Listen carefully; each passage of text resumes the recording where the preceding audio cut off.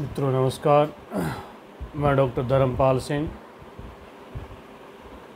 PNKS महाविद्यालय Dausa, BA part second, paper first. आज मैं लाड सभा की रचना, शक्तियाँ एवं स्थिति के बारे में बता रहा हूँ।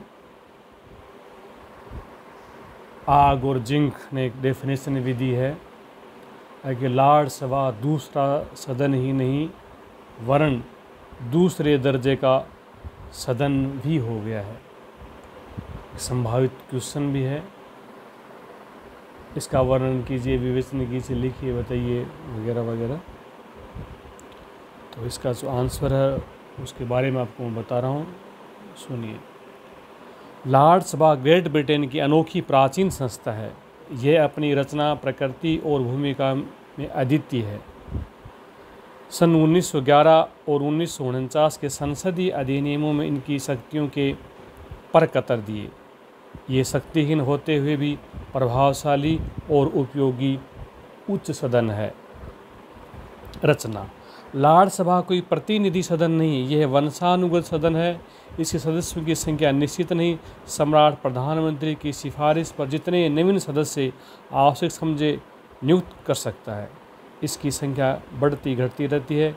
संख्या 1080, 1054, जो विश्व में किसी भी व्यवस्थापिका के उच्च सदन के सदस्यों की संख्या से अधिक है। इसके सदस्यों को पीयर या लाड सभा कहा जाता है। लाड सभा के सदस्यों की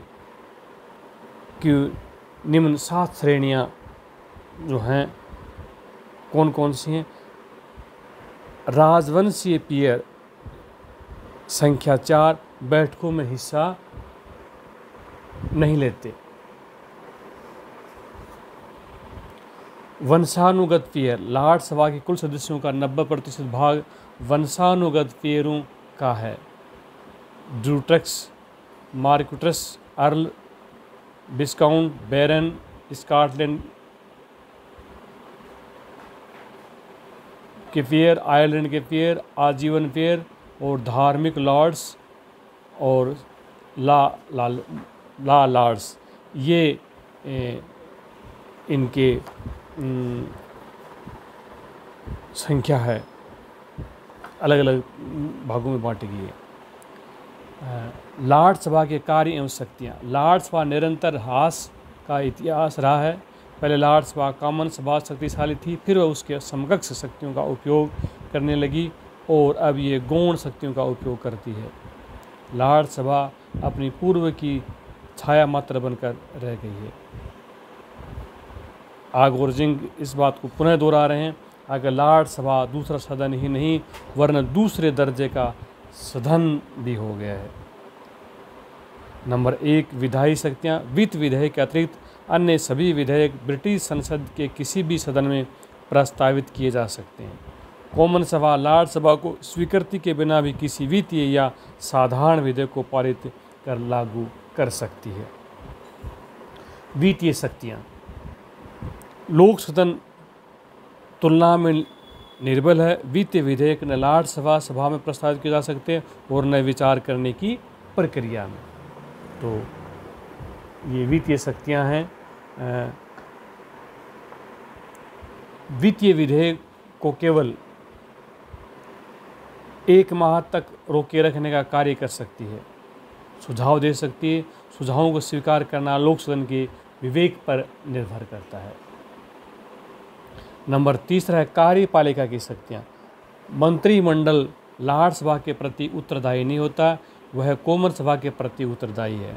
लाड सभा के सदस्य मंत्रिमंडल से प्रश्न पूछ सकते हैं और उसके उत्तर भी दिए जाते हैं। लाड सभा सरकार को किसी प्रश्न का उत्तर देने के लिए बाध्य नहीं कर सकती। ब्रिटिश मंत्रिमंडल में 4 सदस्य लाड सभा में लिए जाते हैं। और एक शक्ति है न्यायिक शक्तियाँ। न्याय के क्षेत्र में उसकी शक्तियाँ, वर्ण न्याय के क्षेत्र में भी कुछ शक्तियाँ प्राप्त हैं। लाड सभा न्यायालय के रूप में कार्य करती है। लॉर्ड चांसलर: इस पद का उल्लेख प्रधानमंत्री से पूर्व मिलता है। ब्रिटिश शासन में यही एक ऐसा पद है जिन पर शक्ति पृथक्करण का सिद्धांत लागू नहीं होता। इसका पदाधिकारी एक ही समय कैबिनेट मंत्री होता है, लॉर्ड सभा अध्यक्ष एवं उसके न्यायाधीश होता है। पद का उदय। चांसलर शब्द चांसली या स्क्रीन से लिया गया है, जिसकी आड़ में लिपिक लिखने का कार्य किया करते हैं। धीरे धीरे उसने सम्राट को विश्वसनीयता प्राप्त कर ली और वह सम्राट का विश्वास पात्र बन गया। शाही कृपा के मामले में उसकी स्थिति महत्वपूर्ण बन गई। लॉर्ड चांसलर के रूप में सर थॉमस मोर के नाम का उल्लेख भी मिलता है। नियुक्तियां, योग्यताएं एवं वेतन। लॉर्ड चांसलर का पद निर्वाचित नहीं, उसकी नियुक्ति की जाती है। उसकी नियुक्ति संप्रभु के परामर्श पर की जाती है। वर्तमान समय में जितने भी लॉर्ड चांसलर नियुक्त किए जाते हैं, जो कि वकालत के पेशे में ख्याति प्राप्त व्यक्ति थे या विधि अधिकारी, 20,000 पाउंड वार्षिक वेतन मिलता है। प्रधानमंत्री के बराबर लॉर्ड चांसलर के मुख्य कार्य। लॉर्ड चांसलर के मुख्य कार्य कौन कौन से हैं? नंबर 1 राजनीतिक कार्य। लॉर्ड सभा की अध्यक्षता, जिस कुर्सी पर बैठता है उसे बुलशेक कहते हैं। कार्यकारी कार्य, न्यायिक कार्य, लॉर्ड सभा की आलोचना,